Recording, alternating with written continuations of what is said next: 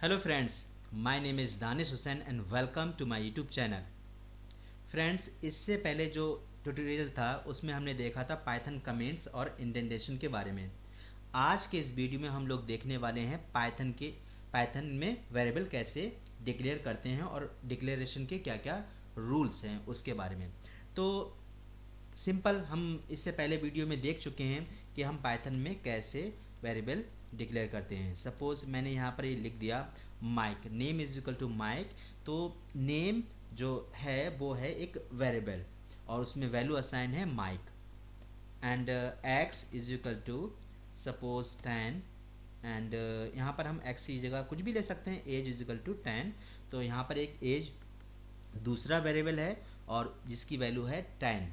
Okay, और एक हमने और ले लिया प्राइस इज इक्वल टू 20.50। एक और वेरिएबल है, इसकी वैल्यू है 20.50। तो यहाँ पर ये डिफरेंट वेरिएबल्स हमने लिए और हमने उसमें डिफरेंट वैल्यूज़ असाइन कर दी। तो फ्रेंड्स, इसमें हमको ये देखना है कि इस वेरिएबल को डिफाइन करने में क्या क्या रूल्स हैं पाइथन में।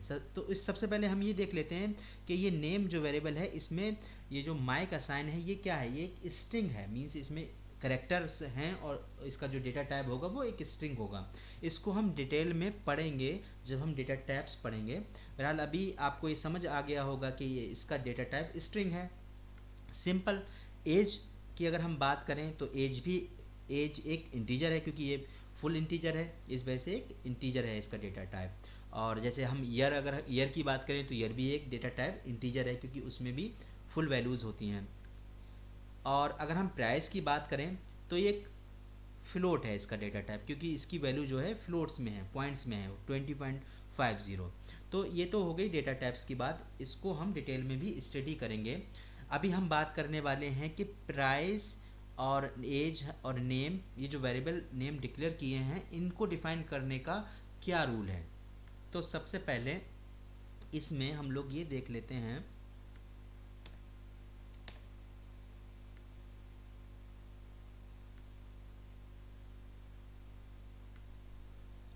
तो देखिए वेरिएबल नेम में क्या क्या आ सकता है। सबसे पहले इसमें आ सकता है तो इस कैपिटल A to Z आ सकता है। Number 2 small a to z आ सकता है। नंबर 3 0 to 9 आ सकता है। नंबर 4 अंडरस्कोर आ सकता है।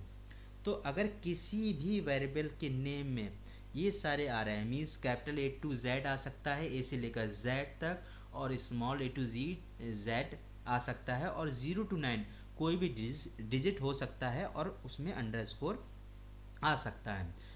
अदर देन दीज कोई भी करेक्टर आता है तो वो वेरिएबल नेम इनवैलिड होगा। जैसे कि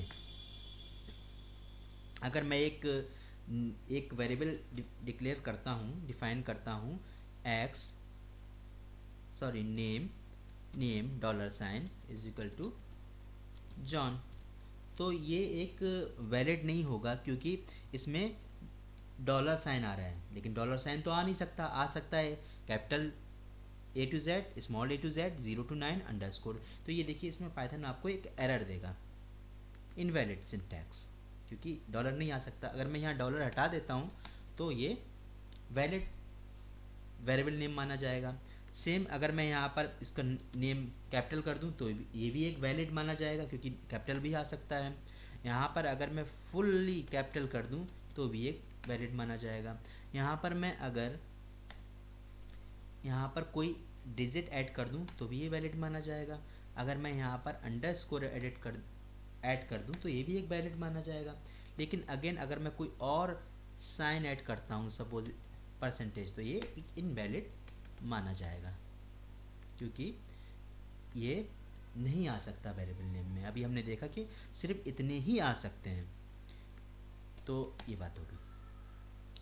तो इसके अलावा और क्या हो सकता है, देखिए अगर मैं यहाँ पर एक वेरिएबल लेता हूँ नेम और यहाँ पर 1 लगा देता हूँ तो ये भी इनवैलिड होगा। वो क्यों होगा अभी हम डिस्कस करेंगे। ये देखिए इनवैलिड है। देखिए डिजिट तो आ सकता है, लेकिन डिजिट से कोई भी वेरिएबल नेम स्टार्ट नहीं हो सकता। अंडरस्कोर से हो सकता है, ए टू जेड से हो सकता है, लेकिन डिजिट से स्टार्ट नहीं हो सकता। तो another rule is can not be start with a digit, simple. अगर मैं यहाँ पर 1 हटाकर यहाँ बीच में कहीं ले लेता हूँ तो ये वैलिड होगा, और अंडरस्कोर से स्टार्ट हो सकता है। तो गैस ये कुछ रूल्स हैं जो वेरिएबल क्रिएट करते वक्त आपको ध्यान रखने हैं, जो कि बहुत ऑब्वियस से रूल हैं, इसमें कोई कन्फ्यूज़न नहीं होना चाहिए। कोई भी वेरिएबल नेम अगर आपको बनाना है तो ए टू जेड आपको शुरू करना है, या स्मॉल कैपिटल ले सकते हैं, 0 to 9 ले सकते हैं, अंडरस्कोर ले सकते हैं, लेकिन ये ध्यान रखना है कि किसी भी डिजिट से वेरिएबल नेम स्टार्ट नहीं हो सकता। That's it. अच्छा, वेरिएबल नेम कैसे कैसे बनाते हैं? जैसे देखिए मेरे पास अगर मुझे स्टूडेंट की एज लेनी है तो मैं सबसे पहले क्या कर सकता हूँ, स्टूडेंट एज ऐसे ऐसे ले सकता हूँ, एक मेथड ये भी हो गया। या फिर मैं ऐसे भी ले सकता हूँ, मैंने स्टूडेंट एज के 2 पार्ट्स किए, स्टूडेंट और एज, इसमें 2 वर्ड्स हैं, तो मैं क्या कर सकता हूँ, पहले वर्ड्स को मैंने लिया, पहले वर्ड को लिया, उसका कैपिटल फर्स्ट लेटर कैपिटल कर दिया, और जो मैंने सेकेंड वर्ड लिया एज, उसका भी मैंने कैपिटल कर दिया। तो एक ऐसे भी कुछ प्रोग्रामर्स करते हैं, ये भी वैलिड है। या फिर एक और तरीका हो सकता है कि मैंने जो 2 वर्ड्स हैं मेरे पास, स्टूडेंट एज, तो फर्स्ट को तो मैंने स्मॉल में ही रखा पूरा, और जो सेकेंड वर्ड्स है, सेकेंड वर्ड है उसका जो है मैंने क्या किया, फर्स्ट लेटर ए कैपिटल कर दिया, बाकी स्मॉल। तो ये भी एक वैलिड भी है। तो कैसे भी आप वेरिएबल को डिफाइन कीजिए, एक अपना एक बना लीजिए कि सारे वेरिएबल आप इसी तरीके से डिफाइन करेंगे। जैसे मोस्टली इस तरीके से डेवलपर असाइन कर डिक्लेयर करते हैं। तो आप चाहें अपना ये वाला बना सकते हैं, इसको इससे भी बहुत सारे करते हैं, लेकिन ये इसको बहुत सारे लोग प्रेफर करते हैं। तो ये था हमारा ओवरऑल वेरिएबल्स नेम्स के बारे में, और वेरिएबल नेम हम कैसे क्रिएट करते हैं। अब देखिए असाइन किसी वेरिएबल में कैसे वैल्यू असाइन होती है। सपोज मैंने लिखा x इज इक्वल टू 10, तो ये क्या हुआ है, ये वेरिएबल नेम है, और इज इक्वल टू ये इसमें वैल्यू असाइन हो गई, सिंपल। तो एक वन मेथड तो ये है कि किसी वेरिएबल में वैल्यू असाइन करने का। अगर सपोज मेरे पास क्या है कि मैं सेम वैल्यू मल्टीपल वेरिएबल में असाइन करना चाहता हूँ। सपोज मैं मेरे पास एक वैल्यू है 10, और उसको मैं असाइन करना चाहता हूँ x में भी, y में भी और z में भी। तो मैं क्या करूँगा, मैं एक सिंपल ऐसा कर सकता हूँ, x is equal to 10, y is equal to 10 and z is equal to 10, ऐसा कर सकता हूँ। अगर मैं यहाँ पर प्रिंट कराऊँगा x, y एंड z, तो देखिए सब में 3 सब में एक सी वैल्यू आ गई, क्योंकि मैंने यहाँ पर सबको असाइन कर दिया है। लेकिन अगर सेम वैल्यू मल्टीपल वेरिएबल में असाइन करानी है तो पाइथन में इसका एक शॉर्ट सिंटैक्स भी होता है। वो कैसे वर्क करता है, देखिए मैं क्या कर सकता हूँ, simple x is equal to Y is equal to Z is equal to 10। तो ये लाइन क्या करेगी, 10 वैल्यू को x z में भी असाइन कर देगी, y में भी असाइन कर देगी और x में भी असाइन कर देगी। तो 10 सब में, rather than writing 3 lines, I can write only 1 line। ये देखिए यहाँ पर इसने असाइन कर दिया। तो ये तो हो गया कि same value same value different variable में असाइन करने का मेथड, शॉर्ट मेथड। अब क्या हो सकता है कि डिफरेंट वैल्यू डिफरेंट वेरिएबल में असाइन करना हो, तो एक सिंपल मेथड तो हमारे पास है ही कि लाइन बाय लाइन करते जाइए। जैसे कि मुझे नेम में असाइन करना हो माइक, एंड एज में असाइन करना हो 30, एंड प्राइस में असाइन करना हो 50.50, तो ऐसे मैं कर सकता हूँ। लेकिन अगर मुझे सिंगल लाइन में, पाइथन में एक सिंगल लाइन में असाइन करने का भी एक शॉर्ट मेथड होता है, उसको देख लेते हैं वो कैसे करते हैं। देखिए इसमें हम क्या करेंगे,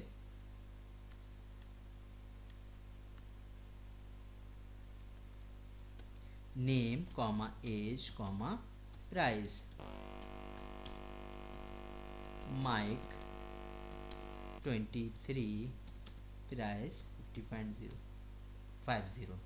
तो अगर मैं यहाँ पर इसको प्रिंट कराऊंगा, नेम को और एज को और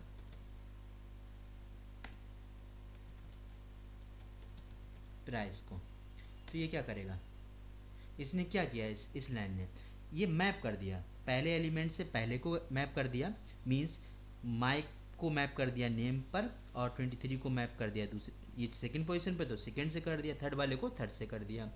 जो मैपिंग करने के बाद इसने वैल्यू असाइन कर दी। तो एक शॉर्ट मेथड पाइथन में ऐसा भी होता है, मल्टीपल डिफरेंट डिफरेंट वैल्यूज़ को डिफरेंट डिफरेंट वेरिएबल्स में असाइन करने का शॉर्ट तरीका। तो यहाँ पर हमने ये देख लिया। अब हम थोड़ा सा देख लेते हैं कास्टिंग क्या होती है। कास्टिंग मीन्स जैसे कि यहाँ पर ये देखिए, माइक नेम की जो डेटा टाइप है वो स्ट्रिंग है, और एज का जो डेटा टाइप है वो इंटीजर है, और प्राइस का जो डेटा टाइप है वो फ्लोट है। अगर मैं टाइप फंक्शन यूज़ करूँ तो इसका टाइप मैं निकाल भी सकता हूँ। वो कैसे निकाल सकता हूँ, देखिए प्रिंट मैं करता हूँ यहाँ पर टाइप नेम, तो ये देखिए इसका डेटा टाइप आ गया स्ट्रिंग।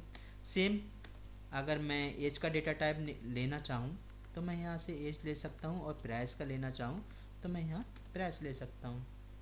ये देखिए नेम का डेटा टाइप स्ट्रिंग है, एज का इंटीजर है, और प्राइस का फ्लोट है। अच्छा, अगर मैं एज मेरे पास है तो इसका डेटा टाइप है फ्लोट, सॉरी इंटीजर, इसको मैं अगर फ्लोट में चेंज करना चाहूँ तो ऐसे मैं चेंज भी कर सकता हूँ एज। तो ये क्या करेगा यहाँ पर, प्रिंट, तो देखिए यहाँ पर ये क्या करेगा, इसको मैं अगर हटा देता हूँ यहाँ से, तो सबसे पहले एज फ्लोट फंक्शन जो है कॉल होगा, और जो भी इसमें वेरिएबल आएगा उसका डेटा टाइप फ्लोट में कन्वर्ट कर देगा और उस वेरिएबल को असाइन कर देगा एक्स में। तो अभी एज की वैल्यू थी 23, और जो 23 आया उसका डेटा टाइप था इंटीजर, लेकिन इसने क्या किया, उस डेटा टाइप को कन्वर्ट कर दिया फ्लोट में। तो अभी एक्स क्या होगा, एक्स की वैल्यू होगी फ्लोट में 23.0, और उसका डेटा टाइप कितना होगा, फ्लोट। देखिए इसको रन कराते हैं, देखिए 23.0 और फ्लोट। तो हम ऐसे कन्वर्ट कर सकते हैं। या फिर मैं ऐसे देख लूँ कि मेरे पास प्राइस है, प्राइस तो ऑलरेडी ये फ्लोट में है, तो इसको मैं इंटीजर में भी कन्वर्ट कर सकता हूँ। ये देखिए मैंने इंटीजर में कन्वर्ट कर दिया। अगर फ्लोट में है तो इंटीजर में जब कन्वर्ट होगा तो इसका ये जो फ्लोट वाला पार्ट है वो हट जाएगा, ओनली बचेगा जो इंटीजर पार्ट है। तो इसमें x की वैल्यू क्या असाइन कर देगा, 50, और उसका x का आप डेटा टाइप भी फ्लोट ना होकर इंटीजर हो जाएगा। ये देखिए ये इंटीजर हो गया। तो कास्टिंग में क्या है कि हम इंटीजर से फ्लोट में, फ्लोट से इंटीजर में, और इंटीजर से स्ट्रिंग या फ्लोट, या फिर स्ट्रिंग से इंटीजर, या फ्लोट से स्ट्रिंग भी कन्वर्ट कर सकते हैं। अगर सपोज़ मुझको कन्वर्ट करना है, यही डेटा टाइप कन्वर्ट करना है, प्राइस को कन्वर्ट करना है स्ट्रिंग में, तो इसके लिए एक फंक्शन होता है str। तो यहाँ पर प्राइस क्या जाएगा, 50.50 ये जाएगा, और ये जो str फंक्शन होगा इसको क्या करेगा, ये इसके डेटा टाइप को कन्वर्ट कर देगा एज ए स्ट्रिंग। तो स्ट्रिंग यहाँ पर आ जाएगा। x की वैल्यू अगर हम प्रिंट कराएंगे तो देखिए इतनी आई, लेकिन इसका डेटा टाइप अभी क्या है, स्ट्रिंग। तो कास्टिंग में बस यही होता है कि हम एक दूसरे के डेटा टाइप को चेंज कर सकते हैं। इसके बाद हम लोग देखते हैं, अगर सपोज मेरे पास एक वेरिएबल है a is equal to 10 and b is equal to 20, and अगर मैं सम करता हूँ a प्लस b, तो ये देखिए एरर देगा। उसका रीज़न ये है क्योंकि ये देखिए a का डेटा टाइप जो है वो इंटीजर है, और b का जो डेटा टाइप है वो फ्लोट है, इंटीजर फ्लोट सॉरी स्ट्रिंग है। तो इंटीजर स्ट्रिंग में ऐड नहीं हो सकता, इस वजह से इसको ये एरर देगा। अगर सपोज़ मुझे इसको ऐड करना है तो सबसे पहले मुझे बी का जो डेटा टाइप है वो चेंज करना पड़ेगा, और उसको मैं चेंज कर सकता हूँ ऐसे। देखिए स्ट्रिंग को मैं कन्वर्ट कर लूँगा इंटीजर में, और इंटीजर में जो वैल्यू आएगी वो चेंज होकर सम हो जाएगा। अगर मैं यहाँ प्रिंट कराना चाहूँ सम, तो जो इसका सम होगा वो आएगा। तो ये था कि हम कैसे चेंज डेटा टाइप चेंज कर सकते हैं किसी भी वेरिएबल का इनटू अनदर डेटा टाइप। जैसे कि इंटीजर का स्ट्रिंग में अभी हमने, सॉरी स्ट्रिंग का इंटीजर में अभी हमने डेटा टाइप चेंज किया। अब एक डेल कीवर्ड होता है पाइथन में। तो डेल कीवर्ड देखिए क्या करता है, x is equal to suppose मेरे पास 100 है, प्रिंट में लिखता हूँ x, तो ये क्या होगा, प्रिंट कर देगा x। तो ये लाइन करती क्या है, जब भी मैं यहाँ पर ये लिखता हूँ x इज इक्वल टू 100, तो होता क्या है, मेमोरी में एक वेरिएबल बनता है x नाम से, और उसमें वैल्यू असाइन हो जाती है 100। लेकिन अगर मैं इस वेरिएबल को मेमोरी से डिलीट करना चाहता हूँ तो उसके लिए कीवर्ड है x, डेल कीवर्ड और x। तो ये क्या करेगा, ये लाइन एग्जीक्यूट होगी तो ये क्या करेगा, ये मेमोरी से x जो मेमोरी में क्रिएट हुआ था वो उसको डिलीट कर देगा। अगर देखिए मैं इसके बाद अगर प्रिंट कराने की कोशिश करता हूँ तो यहाँ पर एक एरर आएगी, क्योंकि इस लाइन ने x को ऑलरेडी डिलीट कर दिया है। इस वजह से ये वाली लाइन दिखा रही है x इज नॉट डिफाइंड। तो फ्रेंड्स आज की वीडियो में इतना ही। आपने आज जो सीखा है उसको खुद से प्रैक्टिस कीजिए। अगर आपको कोई भी इश्यू आता है तो मेरे इस वीडियो में जो कमेंट बॉक्स है उसमें कमेंट करके आप मुझसे पूछ सकते हैं।